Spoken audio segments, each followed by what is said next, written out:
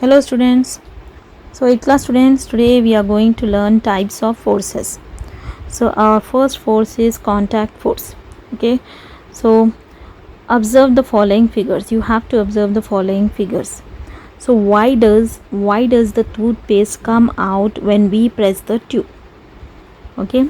So in our home we are having a toothpaste. Okay. When we press the tube of the toothpaste, the paste will come out. So what force is applied on it? So we are going to learn in this. So why does the needle of a magnetic compass move when we place a bar magnet near it? So you know what is a magnetic compass?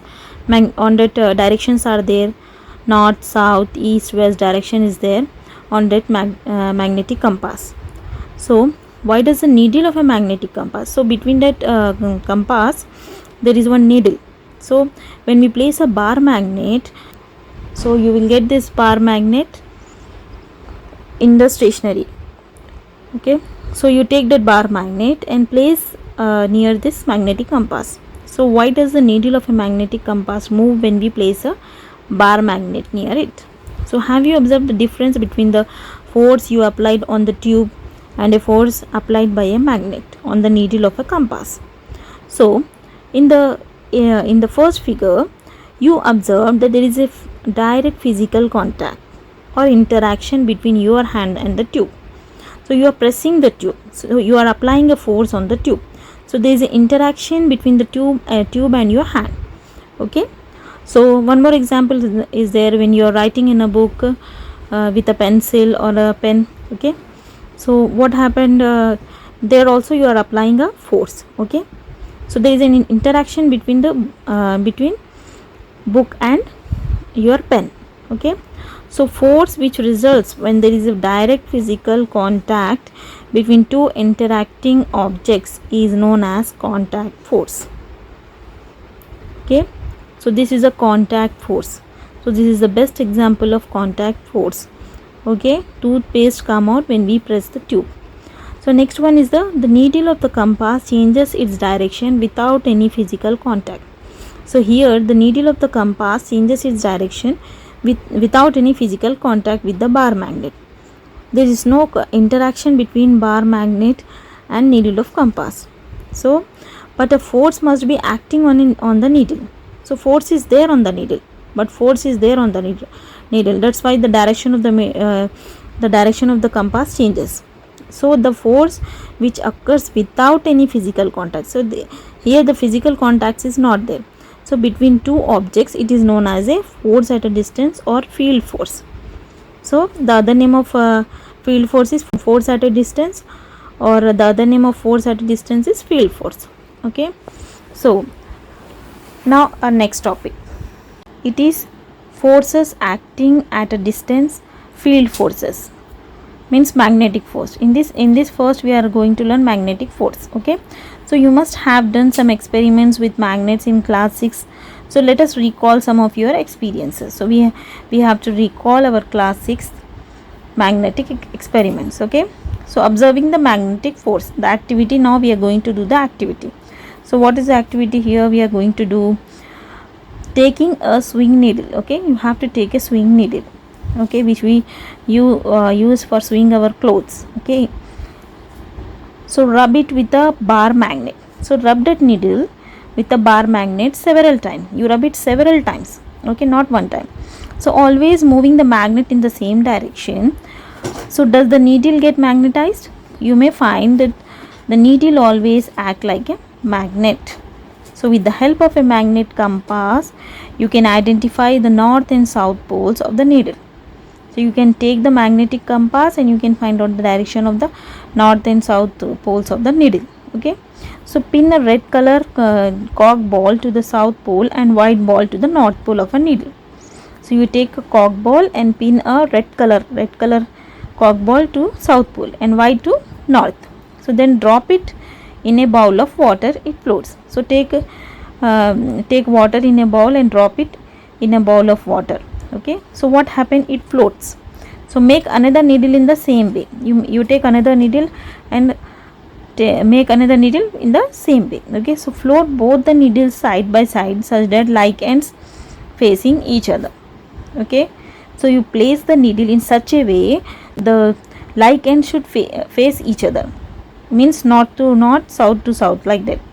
Okay, so either red or white balls. So what happened to the needles? How do they move? Now place the needles in such a way that unlike needles, white balls of first needles and red ball of second needles face each other.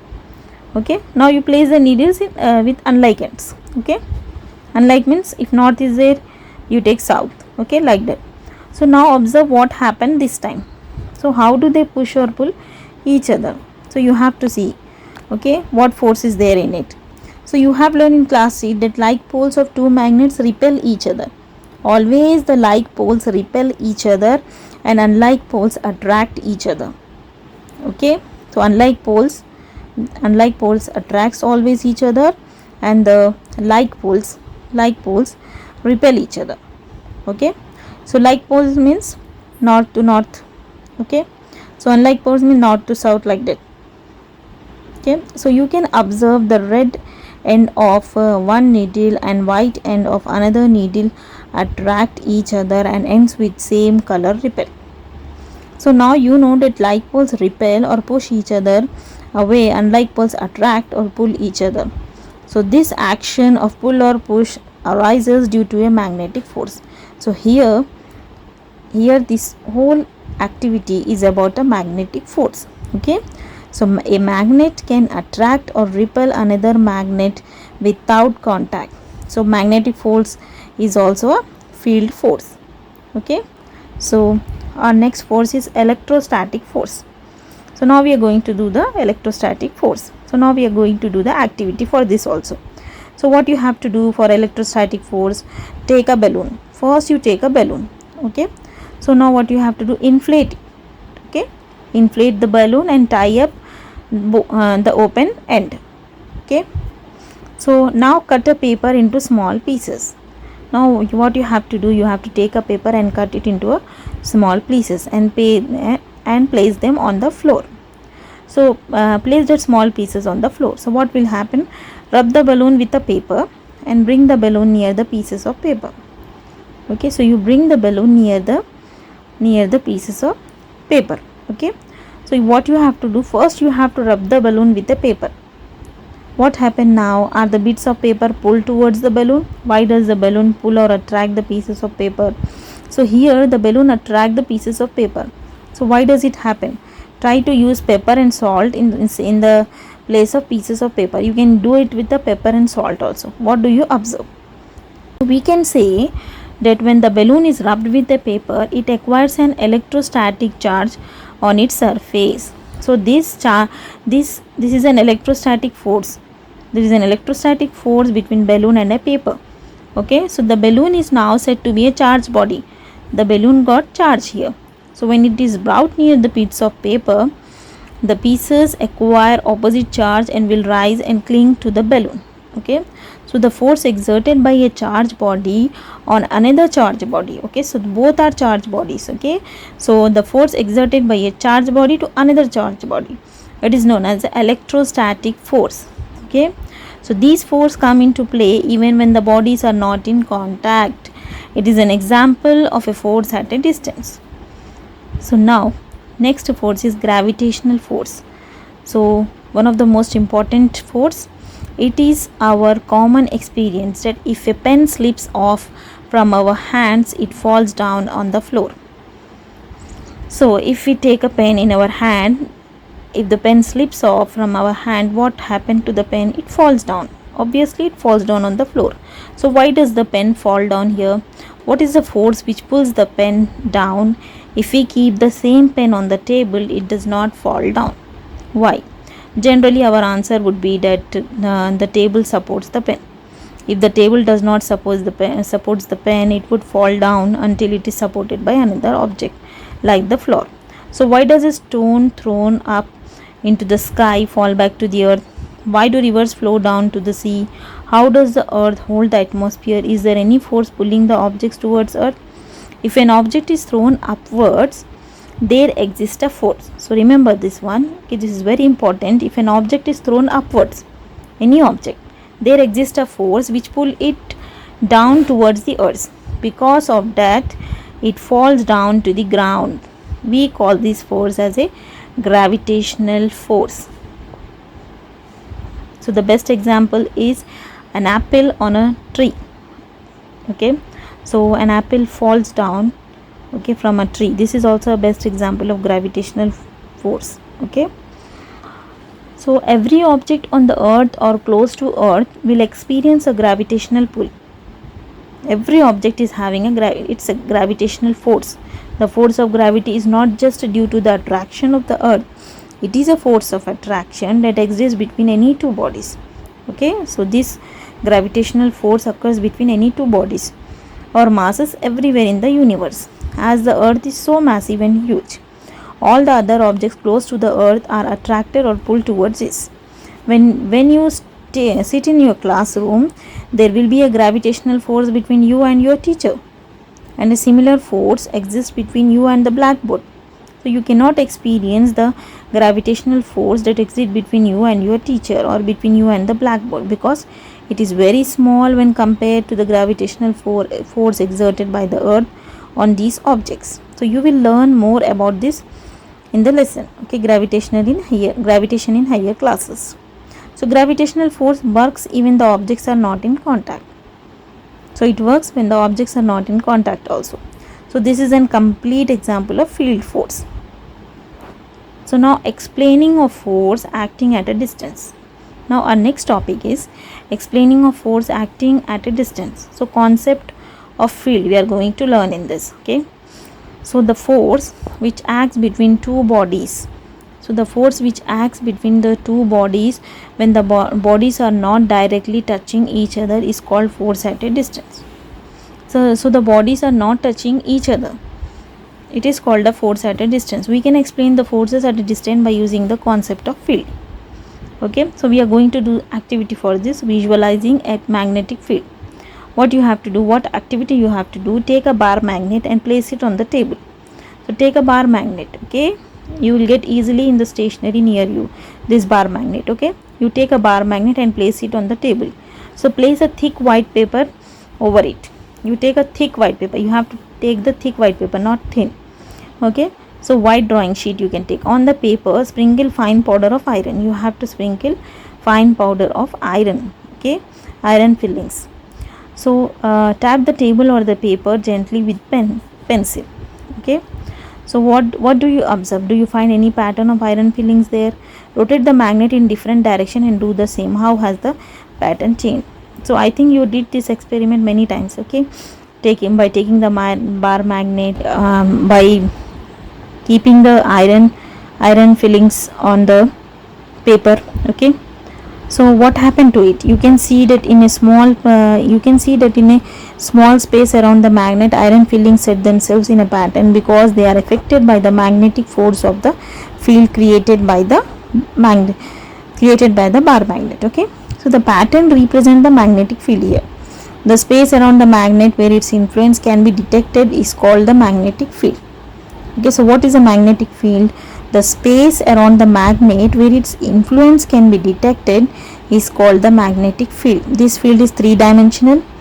Thus, a field is a region in which a force can be experienced by another magnetic object, okay, placed at any point in that region. So a body creates a field and another body experiences the force by a field when it is placed in that field. So a magnetic field surrounds a magnet, an electric field surrounds electric charges, and a gravitational field surrounds masses. So the strength of a field in a particular region can be represented by the field lines. The greater the density of lines, the stronger the force in that part of the field.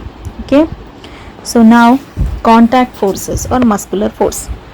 So muscular force, so we are going to learn here muscular force. Our next force is muscular force. So what is a muscular force? So in all the actions that we perform in our daily life, like brushing, bathing, eating, writing, driving and walking, we have to exert a force So do you know from where does the force comes? So the force when we exert by using our body muscles is known as a muscular force. So what is a muscular force? When we use our body for moving anything, that is known as a muscular force. Okay, so even when we smile, our muscles exert force to bring changes in our face. Okay, when we smile, here also our muscles exert force. Okay, so human beings, animals use muscular force to carry out their regular physical activity. Okay, so you can see this in the figure also. A farmer is using the bullock cart. So muscular forces can be exerted only through contact. Okay, so now activity 5 we are going to do. Do you feel your muscles get tightened while performing any physical activity? What could be the reason for it? So observing the changes in any muscle while working. So we are going to do this activity. Take a dumbbell. Okay, dumbbell you have to take and lift it. This dumbbell you will use for exercises now. So and lift it in different ways. You lift the dumbbell in different ways. So observe while doing this exercise which muscle is going to be shortened. Ask your friends to do the same and observe the movement of their muscles. So ask your friends to do the same and observe the movement of the muscles. Okay, so the term muscle refers to a multiple bundle of muscle cells held together. We know this. Okay, so muscles are normally arranged in such a way that as one of group of muscles contract or shortens, another group relaxes or expands. For example, if you throw a ball, the muscles in the chest and front side of the shoulder lengthen to pull the arm forward, while the muscles in the back and rear of the shoulder undergo contraction to slow down the motion. Okay, so you can do this activity. Okay, you throw a ball and you see, okay, you see the muscles in the chest what happened and the front side of the shoulder what happened to it. If you can observe this also. Okay, so now we are going to learn force of friction. So when you roll a ball on the level ground, it invariably stops after some time. Okay, so when you roll a ball on a level ground, okay, what will happen? The ball stops after some time. So why does the ball stops here? Is there any hidden force which brings it to stop? If you stop pedaling your bicycle on a level road, you observe that its speed decreases gradually. Okay, so when you stop pedaling your bicycle, what will happen? The bicycle will stop. Okay, so why does the speed of the bicycle decreases gradually? Is there any force acting on it which tends to reduce its speed?